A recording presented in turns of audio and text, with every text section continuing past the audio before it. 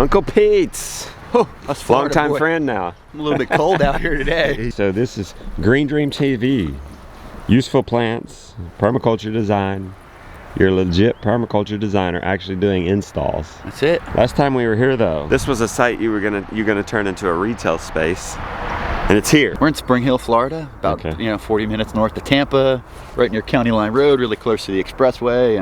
And is this Green Dreams? This is nursery. This is Green Dreams. Yeah, farm and nursery, education center. And like you said, it's 37 degrees today, so some stuff is covered as we kind of walk around and look here in frost cloth. I mean, everybody thinks Florida, coconuts and citrus. Well, 80% of our citrus is gone, and we get frost, we get freeze, we get those cold nights. All these lines over on this side are plants that don't like overhead water, that we keep on drip, more of our mangoes, avocados. And you can see the bricks that are left out. We just uncovered them this morning. The girls are just pulling the frost cloth off. Mangoes obviously don't like frost, but we're very close to St. Pete. We're very close to Tampa, areas where you can reliably grow, coconuts, mangoes, things like that. This is our cherry. So we can't grow a typical cherry down here in Florida, like that Bing cherry that you would see in the grocery store. They want a little bit more chill. This is Eugenia, called the cherry of the Rio Grande, and it actually makes a Bing-like cherry that'll grow to North Florida. Wow. Pretty tree. Another dooryard type tree. This is one of my favorites. I don't know when YouTube's gonna get the old scratch and sniff effect here, Justin. I know, right? This is called sweet almond. I've seen this growing all the way up to like North Georgia. Never stops flowering. Always has a pretty strong. Yeah. You get it? You smell? Yeah. Most popular trees that we sell are these Jaboticabas. This is the Brazilian tree grape. I've got lots of different varieties. This is a San Pedro. This is a yellow variety. This was one of my favorite trees, and the most common variety was called the Sabara, and this is the tree of Brazil. So if you go into a nice restaurant there, you'll see these trees. Very well known for making wine out of it, but it fruits like 6-7 times a year right off the trunk. They'll take into the mid-20s. So this variety in particularly is very, very, very popular because it'll fruit in 3 years from seed. And these are mostly homeowners coming in here and buying this, not mostly homeowners, not farmers. Yeah, we're working with some golf courses right now, which is quite interesting. I actually working with the golf course on the East Coast that's putting a 10-acre regenerative farm at the entrance to the course.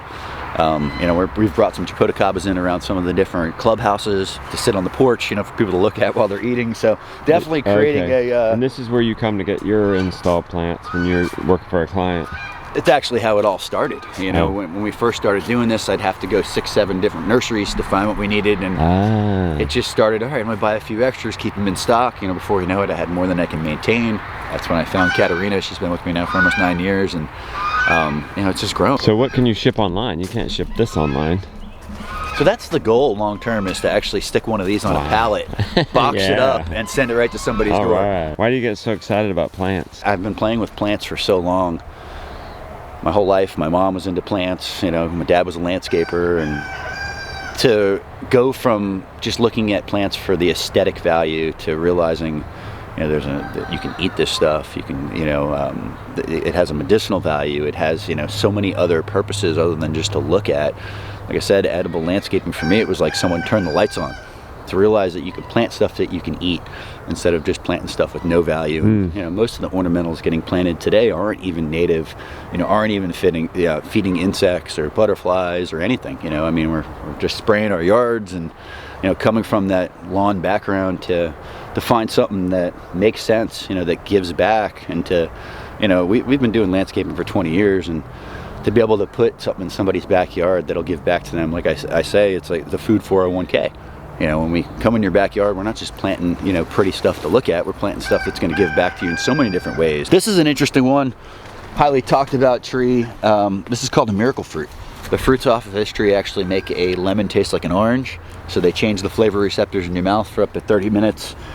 Become very popular in the last 10 years or so with anybody going through chemotherapy that can't taste their food. They actually sell little candies of this now. The idea here is to have an entire windbreak the whole way. What happened was, about a year before I planted, my neighbor's like, hey, I want to block you off. So I told him what bamboo to get. His bamboo's already taken off a little bit before mine, but that's a friendly we want to get that going. I want to block you off. And you tell him what kind of bamboo.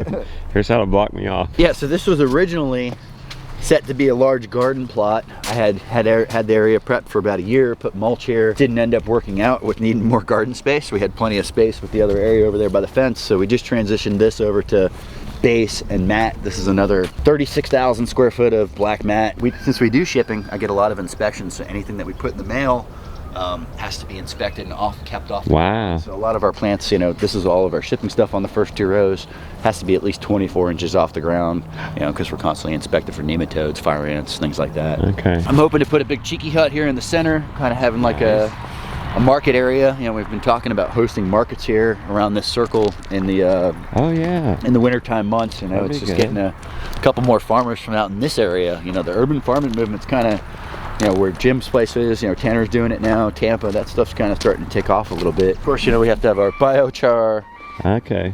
potting mix, compost, one-stop shop. So if you Yeah. come in and you want to be a little bit less of a grass hole, we've got the plants for you. You know, we've got the fertilizer for you. If people want to plant, greendreamstv.com.